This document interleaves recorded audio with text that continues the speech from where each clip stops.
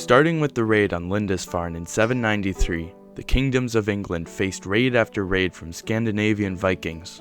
Initially seeking riches by pillaging the rich and undefended monasteries dotted across the land, their aims eventually morphed into that of permanent settlement, with families being brought over to start a new life in formerly Anglo-Saxon lands. By the 870s, kingdoms like Northumbria and East Anglia were overtaken by the tide of Northmen, and there was a real concern that the English nation would cease to exist, washed away like the Britons of old. One man, the last remaining powerful independent English king, would attempt to fight back, however, with a heroic defense and the introduction of new tactics in order to revitalize the Anglo-Saxons and even foster a united identity. That king was Alfred, king of the west-saxons and first king of the Anglo-Saxons. Born around the year 848, Alfred was the son of Ethelwulf, the king of Wessex, and his wife Osber.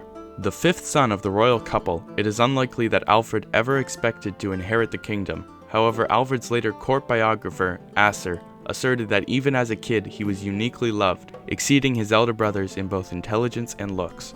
As a young child, Alfred went to Rome to see the Pope twice as part of his father's pilgrimage in 853 and 855, where he was given a sword and a consul's robe by Pope Leo IV. Alfred's eldest brother had died in 853, so when King Ethelwulf passed in 858, the kingdom went to his second son, Ethelbald. Ethelbald's reign proved short-lived, however, with the crown passing to his next son, Ethelbert, in 860. Ethelbert reigned until his death in 865, making the next brother, Ethelred, king, and leaving Alfred as his likeliest heir, at least until the young sons of his brothers matured. As a young man in 868, Alfred was married to Elswith, the daughter of a Mercian nobleman. He would go on to have 5 children with her, including the future king Edward the Elder. During his wedding, however, according to Asser, Alfred was struck with an illness which caused bouts of severe pain. He would suffer from this unnamed ailment for the rest of his life, with it coming and going over time. In 870, the great heathen invasion which had conquered the eastern kingdoms made it to Wessex, where ferocious fighting broke out.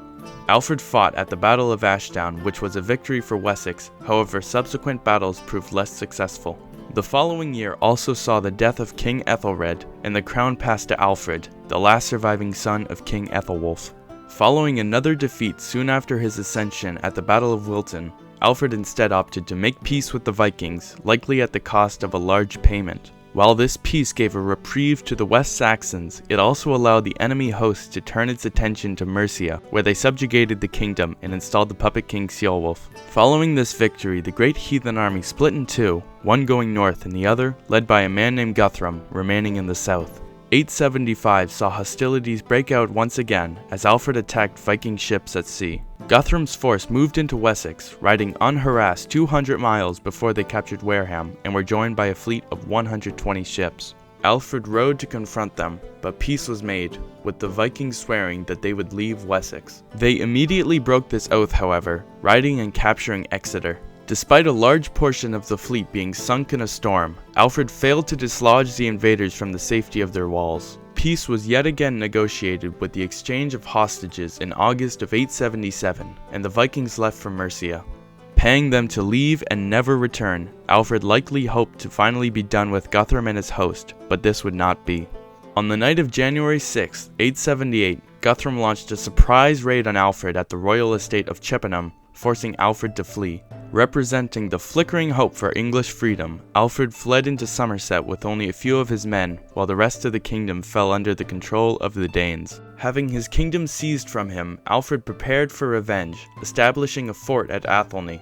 At the time an island surrounded by wetland, it allowed for a base for Alfred and his band to strike at the pagans from, seizing the goods they needed to survive. During this period, the likely later fabricated tale of the burnt cakes took place. Seeking refuge in the home of a swineherd, Alfred proved too deep in contemplation one day to notice the bread burning in the oven. The swineherd's wife is said to have exclaimed to Alfred that, "You hesitate to turn the loaves which you see to be burning, yet you're quite happy to eat them when they come warm from the oven."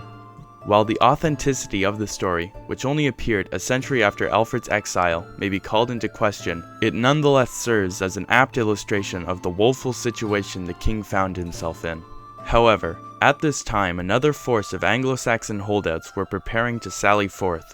A part of the king's forces had fled to the fortress of Sinuit, where a detachment of the Viking army had pursued them to, laying siege.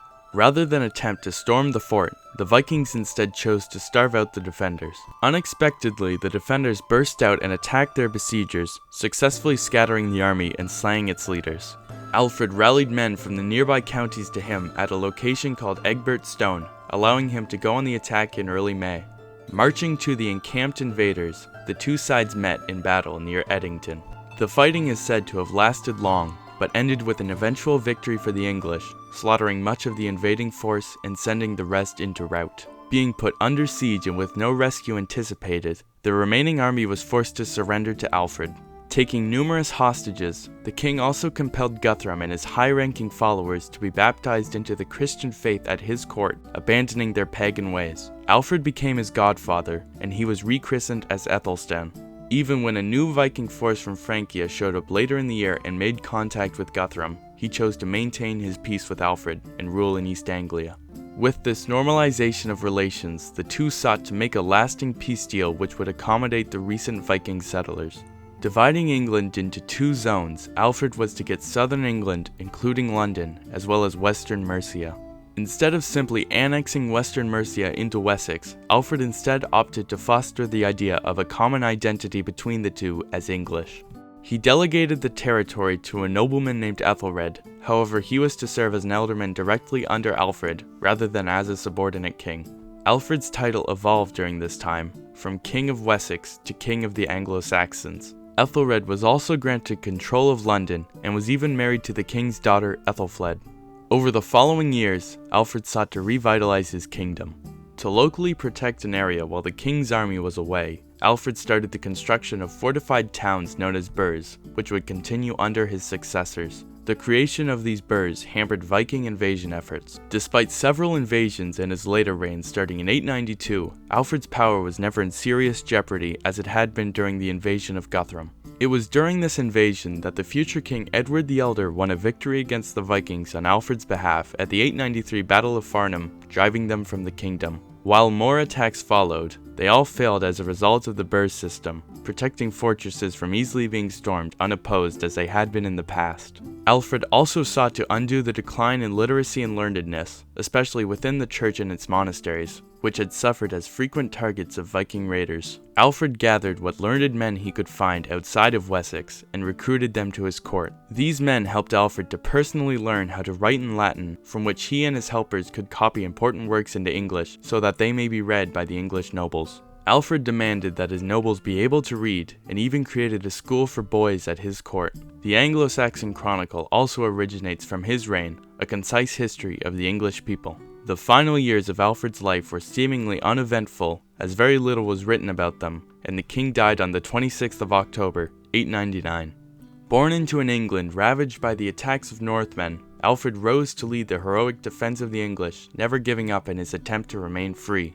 Alfred's conciliatory approach with the Vikings allowed for the creation of the Danelaw in northeastern England, mixing the existing population with the Scandinavian newcomers. While the reconquest would come under his successors Edward and Ethelstan, Alfred provided the kingdom needed for such an effort. The burh construction would also continue, allowing for continued immunity from sudden Viking invasions. Sponsoring the revitalization of English learnedness and wisdom, his efforts allowed for and encouraged increased rates of literacy amongst his subjects. His reign also saw the creation of a united English culture and kingdom of the Anglo-Saxons, which would eventually lead to the uniting of all the Anglo-Saxons into the Kingdom of England.